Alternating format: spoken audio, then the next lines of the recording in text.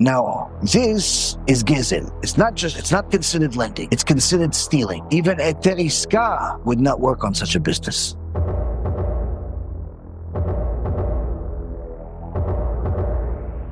One in 20 households have taken one out at some point. It's a $9 billion industry. There are more payday loan stores in America than Starbucks and McDonald's. Your accounts are locked up. They've been seized without any notice to you. Every day we were getting our bank account hit every single day. Well, it got to the point where it was nothing there and it was going negative. I mean, if you charge somebody, 400% interest rate, I mean, that's greed, right? These guys call businesses across the country and they're offering quick money. They say that they can get you 50, 100 grand overnight. Charging sky-high interest rates up to 400%. Some of those rates legally are as high as 1,900% a year. Freezing bank accounts, filing liens on your homes. A confession of judgment is something that the borrower signs as a condition of getting the loan. It basically means they give up their right to be heard in court.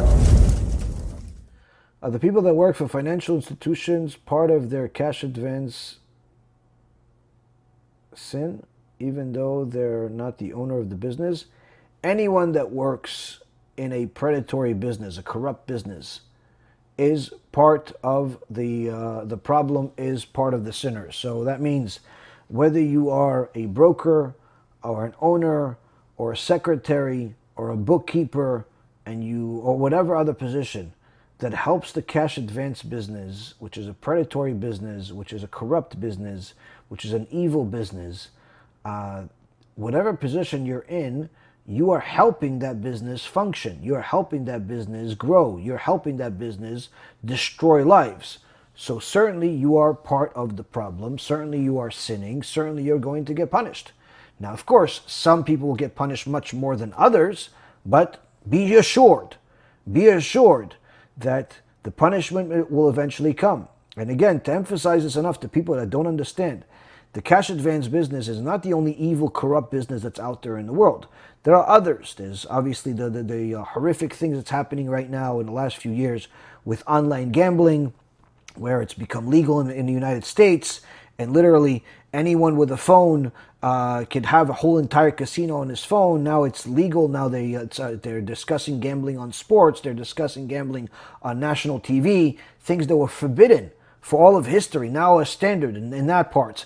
There is obviously corruption in the whole cryptocurrency industries, of how literally people are, robbing the public in plain daylight without being afraid, and even making video of themselves laughing at the people they robbed, and crime has become legal. So it's horrific. So that's obviously corruption there. There's corruption in all types of industries, but the cash advance business is, from my perspective, from my understanding, is I don't believe that there is something that is more evil than it. It's also corrupt, like everything else that I said, but it has a different level of evil in it, and I'll tell you why. If somebody steals somebody's money, whether it's through cheating them in the gambling, or it's in the cryptocurrency scams that are happening literally every single day, or other investment scams, or business scams, whatever it is, what they're taking is something that somebody saved up over a period of time. They worked for it. Let's say they steal their $50,000, $100,000, $1 million, whatever it is, but that's it. That's where it ends. The cash advance industry is so evil, is so corrupt, that they're not stealing the person's money. They're stealing their life. Why? Because who are the customers of the cash advance industry? Business owners, small business owners. By small business, people think, small business, he probably makes, $5,000 a month. No, small business can be anywhere from a couple of $1,000s to $10 million, $20 million. It's still considered small business. So they're lending money to small businesses, which, by the way, anyone who doesn't know anything about how finances work and everything in the world, small businesses are what pushes the economy forward or backwards. It's not the businesses that you hear about in the news and the stock market all the time, the Microsofts and the Googles of the world. Yes, those businesses are important. Those businesses are great, but they do not push the economy one way or the other, because the small businesses there's much more of them. The small businesses are a very, very critical part of the economy. They're a very critical part of society. So the cash advance industry goes to the small business owner and gives him a loan that he is simply never going to be able to pay back without literally winning the lottery or simply putting himself in impossible situations. Why? Because they're giving him a loan that has what's called a predatory rate. What's a predatory rate? A predatory rate means that the interest that they're charging him, 50, 80, 100, 200, 300, 4,000%. It just simply depends how much they hate this guy and how much they're willing to destroy his life. But even if they're only charging him 60, 70%, only, which is, again, that means he bought $100,000. Now, he has to pay back 160, but it's not really 160 because it accrues. But regardless of that, that guy does not realize that the amount of interest that he's going to have to pay on this money is much more significant than the amount of money he's going to be able to make with that money. So what ends up happening with most cases is that by the time he realizes what he got himself into, where they're taking money from his bank account without needing any authorization anymore because that's part of the contract. You sign a contract with the cash advance business, they take money from his bank account automatically every week and whenever they feel like it. It's not like a credit card or some type of mortgage where they send you a bill and you make a payment. No, they get authorization over your bank account. And they take money out of the bank account every week or whenever they feel like it practically. They can literally empty out the guy's bank account if they really want to. Now, what ends up happening, if the guy, let's say, empties out his bank account so he doesn't have to pay them, or he doesn't have the money, or whatever it is, they have so many different things that they can do to destroy his life that they'll take away all of his assets, his business, his house, his everything. But even without all of that, even if he does everything he can to actually pay the loan, to do what he can, he doesn't realize when he signs the contract, he doesn't realize what 80% interest means.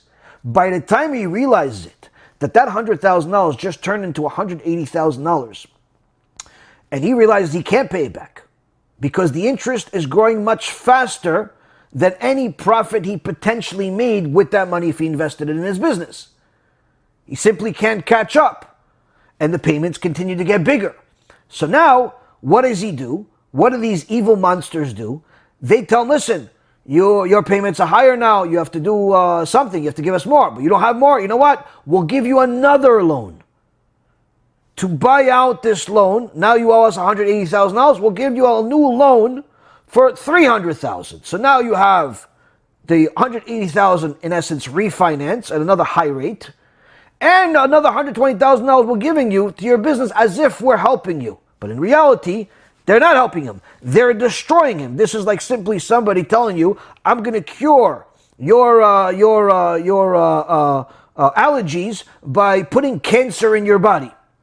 So what ends up happening, within about a year, usually that's around the average, sometimes a little longer, sometimes even less, this person is put in a position where he is now in an impossible situation unless he gets somebody that is, rich and loves him and unconditionally and has the money and everything to just buy out the loan. What he ends up doing is that now has $300,000, $400,000 that he's borrowed. That $300,000, $400,000 that he's borrowed has turned into $1 million that he owes, which means that even if his business succeeds in growing 30% a year, it's still not going to be able to pay back the loan.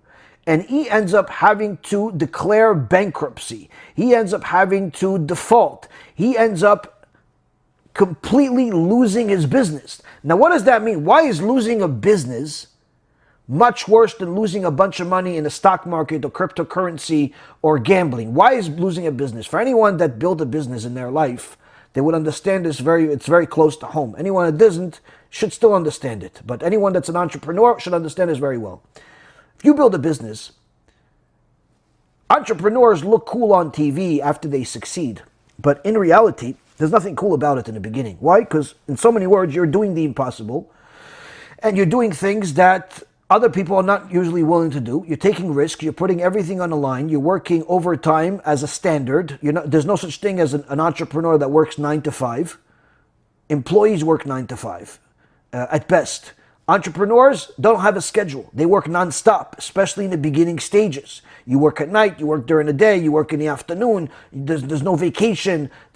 Why? Because you need to have money to pay the employees, those same people that work less than you, those same people that don't necessarily care about the business as much as you. But you still have to pay them because they work for you. And you have to pay the vendors, and you have to pay the IRS, and you have to pay the this, and you have to pay that. So the guy that's building a business literally is constantly putting everything on the line every single day just to keep this business alive and to be able to hopefully scratch out enough money to be able to live too, to pay the rent, to pay the mortgage, to pay for tuition, whatever it is for his kids. So in so many words, an entrepreneur that builds a business, he's putting everything he has, everything she has into that business, all of their time, effort, energy, everything, especially in the beginning. Now, a guy that's built a business over 10 years, 20 years, 30 years, now that means that he has been doing this for all those years. Of course, sometimes were more difficult than others. During the crisis, during the corona, during different things that they had, that particular to their business. But nonetheless, if he has been in this business for 30 years, that means that he has gone through hell and back just to keep that business alive, just to keep that business from simply going bankrupt, just to keep that business from being, not being obsolete, just to keep it relevant. Whether it's a cafe shop or a plumbing company or a law firm or whatever it is, regardless of what business it is, if he has been doing it for 20, 30 years, that means he has been putting everything on the line, all of that time to pay the employees, to pay for the vendors, to pay the government, to pay the regulators, to pay the everything. And it looks like he lives a good life because now he has $1 million house or he has a nice car. But an employee will never understand what the owner goes through until he becomes an owner. And now that guy that put everything on the line is in a situation where he needs to borrow money in order to grow his business further, in order to pay some bills that he doesn't have the liquidity to pay for. And he thinks that when the cash advance company that doesn't stop marketing through text messaging and online and everything else, they're a marketing machine. When they finally call him and tell him, listen, hey, Joe, how about I send you $100,000 in the next 2 days? Really? You can send me $100,000? Yeah, we can lend it to you, no problem. You just got to sign and we'll lend it to you. Now, Joe knows he went to the bank to ask for $100,000. The bank said no. Why? Because the bank either already lent the money or he doesn't have good credit or that's good enough for them or whatever it is. And Joe says, listen, yeah, I'll take this $100,000. Sure. He doesn't even think about the facts that this $100,000 is coming at 80% interest, is coming with terms that he wouldn't even give to his enemies. He's just thinking, this guy is a godsend. Why? He just called me and he was willing to give me $100,000 in 2 days nonetheless. Even the mortgage takes a few months. So now the guy's not thinking clearly. He borrows the money and then the payments start being taken a week later from his bank. He starts realizing, wait, you guys just took $2,000 out of my account. Yeah, Joe, you signed on it. Yeah, but I borrowed $100,000. You already took $2,000 a week later. Yeah, listen, it's 80% interest you have to pay every month. Now he starts to realize what he got himself into. And what ends up happening, Abutai, is that guy that built the business for 20, 30 years, slaving on, sacrificing everything for that business, ends up closing shop, going completely broke, losing 30 years of his life. Even if he has $1 million in the bank or in his stock portfolio or in a real estate portfolio, that will be inconsequential in his eyes next to what he just lost. Why? You just took, this cash advance business just took 30 years of his life, 20 years of his life. They literally murdered him. That's why anyone that understands even half, 10% of what I understand about that business knows that there's nothing more evil than that business. Now, there is a bigger version of this business that's called private credit. that's being done with major corporations, which also is going to lead to a major bubble and crisis and disaster in the markets, but that's for another time. The cash advance business is an evil business, and that's just an understatement. Because unlike the rest of the corruption that has become standard, the gambling, the perversions, the whatever, all the other things that we don't even have to repeat anymore, all of those other criminals, they take a piece of life, a piece of time, the savings, the investment, the speculative part. They take something, but they don't take 30 years of somebody's life. They don't take their business. And guess what? The cash advance industry, their primary target are business owners, small business owners. They're not calling Microsoft asking them if they need a $100 million loan. They're not calling Intel asking them if they need a loan. They're calling Joe and Steve and Shmuel and Reuven and everybody that they can that's simply not big enough to be out of their league, but also not somebody that just got out of college with $200,000 college loan. They're looking for that business owner, especially the ones that have established at least some type of track record. They have $1 million business, $2 million business, $100,000 business, whatever it is, and they destroy it. And I tell you this, I spoke to a lot of the people in the industry. I even have recordings of training videos of how these evil monsters that are running these organizations, how they train people that they're recruiting to become brokers in the cash advance business. It's literally like gangsters that pretend to be righteous. I don't know how else to explain it. But anyway, there was one guy that I spoke to, and he told me, listen, within 6 months he made $1 million. This 18-year-old little kid, knew nothing in his life, made $1 million in his cash advance business in 6 months. I told him, all those guys that you lent the money to make that $1 million, how many of them are still in business? He's like, Rabbi, they all went broke. They all declared bankruptcy. Meaning the loan that he gave them that made him $1 million destroyed all of their lives. So let's just hypothetically speaking, let's say he got, 100 deals, 50 deals. That means he just destroyed 50 companies. 50 companies, that means no less than 50 different lives. And of course, all of them had employees. All of them had people that have careers. The damage that this little kid made, and this is just a little kid that worked in the industry for a year. $1 million he made, destroyed all these companies. I told him, how much of the $1 million do you have still left? At least you have something left? He says, no, that's gone too. He says, one of the things that all the cash advance people end up doing after they go into the business with all the fast money, everybody becomes a drug addict. Everybody becomes a degenerate in drugs, no matter if they're religious, not religious. They all become degenerate, losers, corrupt in every aspect of life. Rabotai Karim, I don't care if you have payot that are 3 times longer than mine, or a hat, or a beard, or you call yourself a rabbi, or you're not religious. If you are in that cash advance business, you are a monster. You're going to go to Gehenom and never come out. And anyone that helped you, or the rabbi that supported you, that told you that it's okay to do it, or whoever was part of your corruption is going to go in the same chamber in Gehenom that you're going to go into. Why? Because you are not only destroying people's lives, you're desecrating God's name, and you are becoming one of the fuels to power Amalek. To power Amalek. That's what Rashi says on the pasuk when Hashem warns us not to do unjust business, and the next pasuk after that is the warning, the reminder of Amalek. Rashi says, when Am Yisrael does business corruptly, they're giving power to Amalek. And that's why the sages said clearly, this is actually in the name, and the prophets even said it. The prophet said it. Someone that gains money, that makes money, makes his living in an unjust way, cuts off half of his life.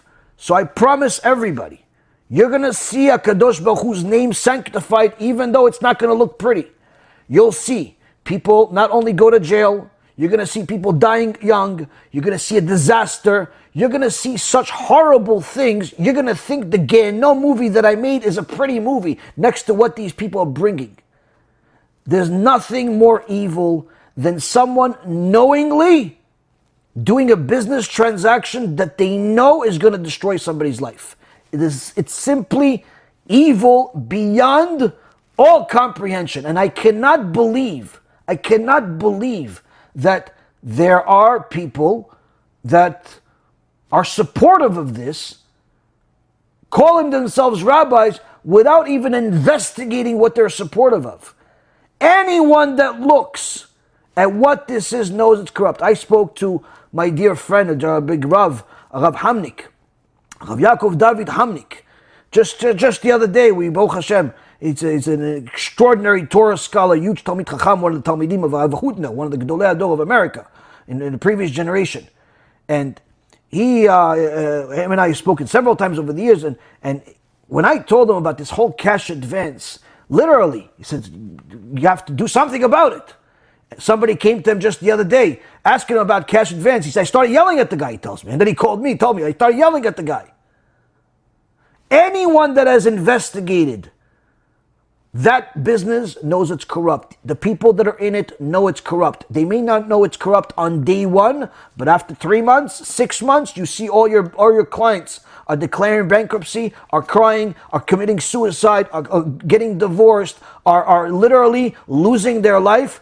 At that point, you know the business is corrupt. Why don't they leave right away? Because now they're addicted to the money that they're making, the $100,000, $200,000, $400,000 a month. This nobody that barely knows how to read 6 months ago now is making $100,000 a month. How is he going to leave it? Yeah, but you're ruining people's lives. Listen, they'll start justifying. They chose to sign. I didn't tell them to sign. So, Rabotai Karim, when I told you guys it's an evil business years ago, I knew what I know. But a lot more has been discovered since then. Some that I'm telling you now, some that I'm not telling you. In so many words, trust me when I tell you, the damage that this business is going to bring is a disaster that's unquantifiable. Just put it this way, we'll finish off with this. Destruction of the Beit HaMikdash. The pogroms in England in the 1100s. The Spanish Inquisition. The different pogroms and massacres that happened in Morocco. The Holocaust. And countless other major disasters in Jewish history. Major business that prospered right before those disasters happened was another version of the cash advance business. They called it different things, but it's always that. This is not the first time. This is not new. And every major disaster in Jewish history was preceded with the success of this corrupt, predatory business. It's sad that people don't learn from history, but hopefully people understand that the ramifications are significant. If you want to do something about it, you want to help in some way, you can order some of our books that are called Ochachot V'Tochot in the Kiruv store, distribute them in your community, to your rabbi, to the people in the community that speak Hebrew. They can at least read the halachic discussion, the response that nobody can dispute, showing that it's against the Torah to be in this business, or any business similar to it. And we could simply pray that we could help more and more people do tshuva and save them from this disaster. But it's happening, Rabotai. It's getting bigger by the day. It's getting worse by the day. I know that my words bother that industry, bother people in that industry when they send me hate mail and calls, and they think that they can threaten me. HaKadosh Baruch Hu's with us. When he's with us, doesn't make a difference who's against us. So, as I've said to them, and especially those that are brazen and arrogant about what they do and everything that they're doing, as long as HaKadosh Baruch Hu allows me, I will continue exposing more and more about the evil nature of this business and any other evil and corruption out there that we could help people with, to stay away from, to protect them, to warn them from, and no matter what threats, no matter what they do, because Rabotai Karim, this is a disaster of fourth stage that is hiding in plain sight, and everyone is acting normal as if it's good times. As if it's good times. It's mind-boggling what corruption is happening right now. BeEzrat HaShem, the people that have been watching this and will watch this in the future will take upon themselves to help distribute this lecture, the books, all the different things that will help Am Yisrael see the truth for what it is. And perhaps you'll be fortunate enough, like we've been over the years, in being able to not only help people do tshuva, but even get people out of that business. I have many, many people, brokers, that were in that business, that were making a lot of money, that realized what they were doing, asked questions, got the answers, and ended up taking Hashem first and leaving the business. But there's still a lot, obviously. We still have a lot of work to do. BeEzrat HaShem, each one of you can be a Pinchas in your own way.